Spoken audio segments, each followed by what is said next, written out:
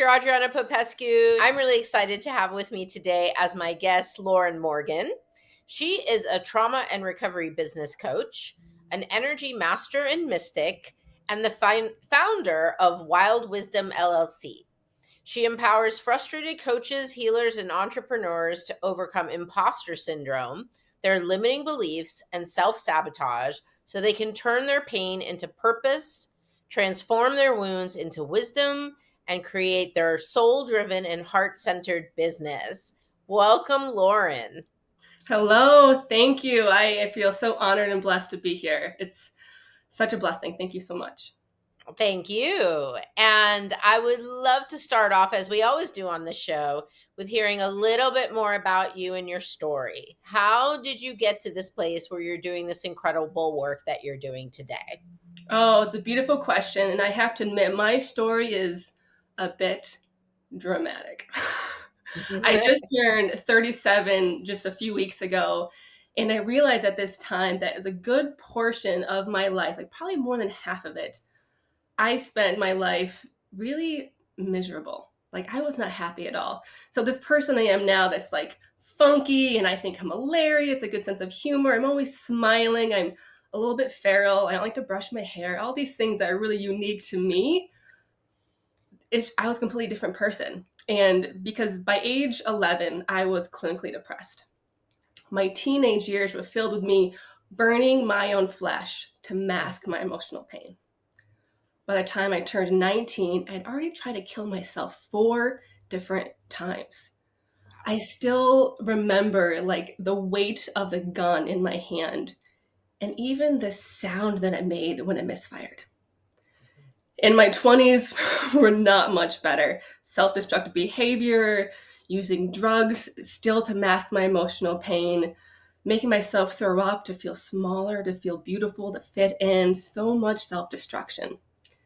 And by the time I hit my late 20s, oh my goodness, 29, 30, and 31, they were filled with seizures almost every single day for 3 years. It felt like my body was failing me. It was screaming for help. And I had this like medical mystery that doctors could not diagnose, could not figure out, didn't know how to do anything with. And I actually had to leave my career as a biopharmaceutical scientist because I just couldn't keep it together. My body was so weak. And I knew at that point that I had to take healing into my own hands. And so I went really, really deep into some deep introspection. And I realized that all of that depression, the suicide attempts, the eating disorders, and the medical mystery, the seizures, everything was connected to when I was 6 years old and I was raped. I had this really amazing moment of clarity one day. It was just this random day. I was walking my dogs in the field behind my house.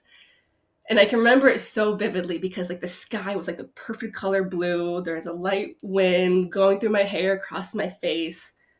And the grass was like that knee-high length where my dogs were just bouncing up and down. Little heads and little ears were just kind of flopping up and down. And it was so cute to watch. But as I was watching them, filled with so much joy and they were having the time of their life, I got overfilled with emotion, with jealousy and anger and like despair because I realized in that moment the joy that they were experiencing, I hadn't felt that in a very long time. And I fell to the ground screaming and crying and releasing these like animalistic noises from like every ounce of my body. And I'm laying there in the grass having this full body release.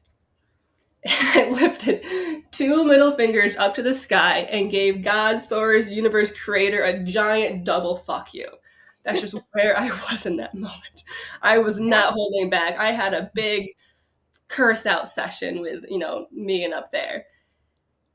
But still, on the floor, on the ground, in the dirt, this really sweet and soft voice came in. I tried to ignore it, but it just kept coming through. And this soft, sweet voice told me that life was not meant to be this hard.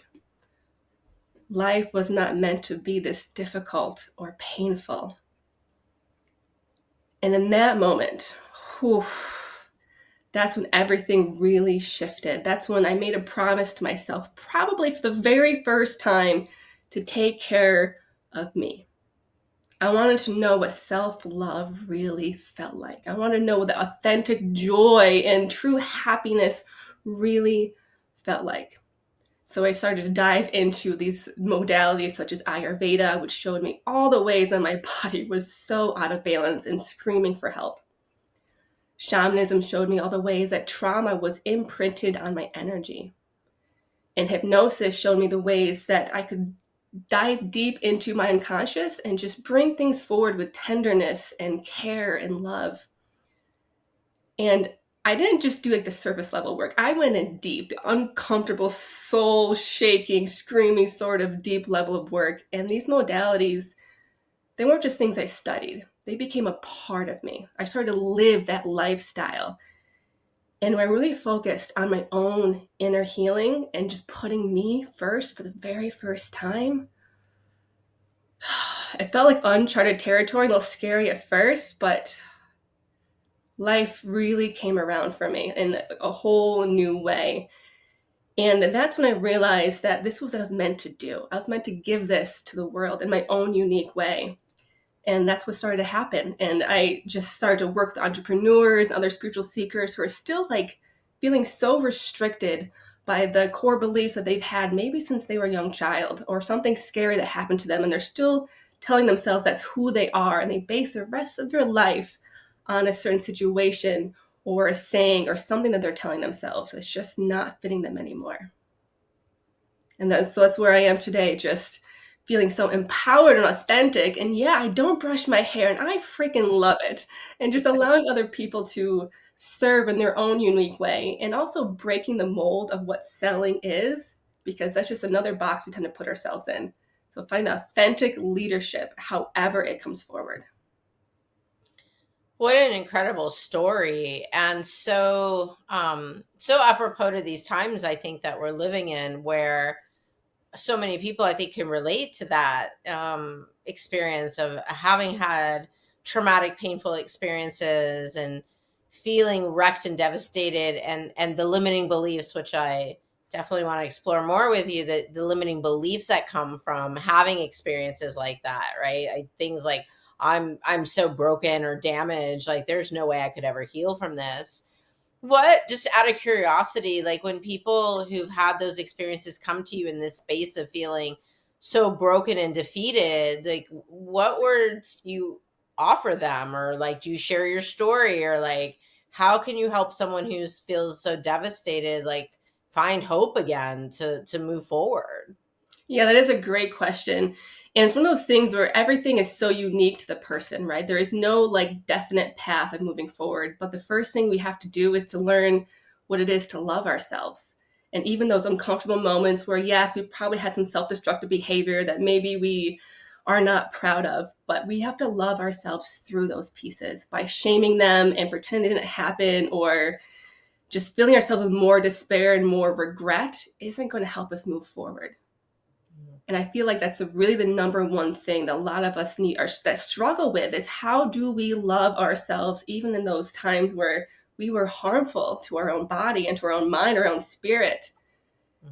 But you just have to start. Just maybe one thing. I love mirror work. Mirror work is so powerful, where you look yourself in the mirror and you see yourself and you hear yourself say, I love you. Mhm. It took me like probably over a couple dozen times before I could say it without bawling my eyes out. But it's so powerful and so simple. But something about seeing yourself and hearing yourself at the same time, saying those words, whoo, baby, it hits deep. Yeah. Yeah. And I think, to let people know, and your story is such a great example of this, that even though in the moment when you're at the lowest of the low, it feels like there's never going to be a way out of this. You're never going to heal from this stuff. Like there is hope. Actually, you can come out of it. People do. We call it post-traumatic growth. When you're able to shift you've done enough of that digging, and you've worked your way through those experiences, and you're able to come out the other side and say, yeah, wow, I'm a survivor. I'm like You know, we were talking earlier about my logo, right? I For my business, love that. I'm the phoenix bird, right? Like this big beautiful bird rising from the ashes. That really is possible. But I think the key piece, and you named it, is you have to do the work. Yeah. People have a lot of misperceptions about trauma, and trauma being something like, well, just get over it. It's in the past. It happened. Yeah, it sucked, whatever, but like move on. Can you talk to us a little bit about why that approach doesn't really work? Oh, we could go on that for like a whole like hour. But really, we always get like, again, it's these other things that we keep hearing, like, oh, don't feel that, you have all this to be grateful for, or time heals all wounds, just suck it up, buttercup. Those used to be things I used to tell myself, but none of it freaking worked. None of Mhm. it worked. And so the big thing that really helped shift for like, my journey was just to honor what I was feeling, to stop saying I was okay when I really wasn't okay, to stop hiding these emotions that are within me. When I wanted to scream, I'd go find some place that I could scream and let it out. Because we're so afraid to really be authentic. And being authentic is more than just being weird and quirky and doing odd stuff with hands. It's also just allowing ourselves to feel what we're feeling in that moment. It's Yeah. the saying that I hear all the time that always drives me crazy. And I did touch base on it, but it's, oh, you don't feel that, right? You have no reason to feel that. Stop feeling sad. Don't feel this. Don't feel that. We're human. We're meant to feel those things. And if working through it means screaming or going to those, what do they call the break rooms, right? Where you like throw shit on the ground and hear them crash, they are Yeah. so therapeutic. I Yeah. have a drum that I call her my sacrificial drum, where she's just this beautiful giant drum. And I would just bang the crap out of it and scream and yell and just, just all this like vocal noise coming out, chanting, whatever came through. But it was so helpful for me. That sacred rage is really part of the journey for some of us. And the more you try to dive it, bury it deeper, well, it didn't work the first time. And chances are it's still not going to work. Time does not heal all wounds. And here's where I think now we're moving into the post traumatic growth, Yeah. right? This is now, okay, maybe my experience wasn't just the narrative I have is this was a horrible experience. I'm going to be forever damaged by it. I will never heal from it, blah, blah, blah. And then we go through this process with all these different steps we're talking about. And now I can see, now I'm coming out the other side. I've done all this work and I can see, like, wow, some value can come of this. Not only am I stronger now and wiser and whatever, I can grow from this experience, but maybe my experience helps someone else. Maybe my story can inspire someone else and give them hope, just like I think yours did in the beginning.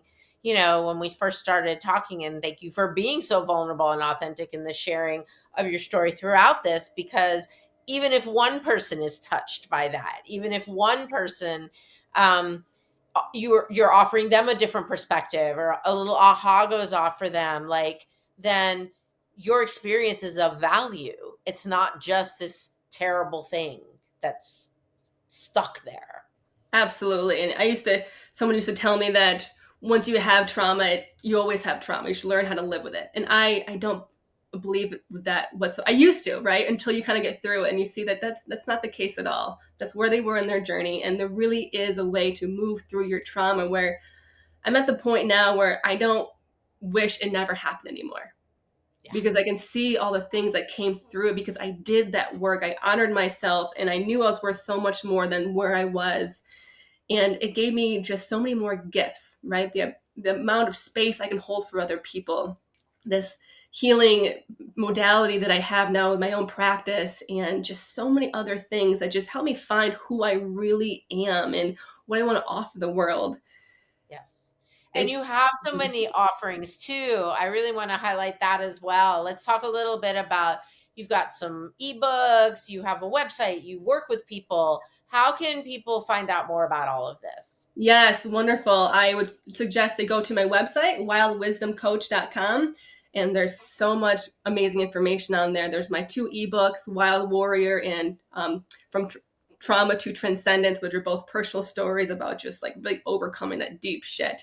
And I have other offerings on there too. And there's an entire page of just like freebies. I love freebies. I love getting them. I love giving them. Entire page of free resources.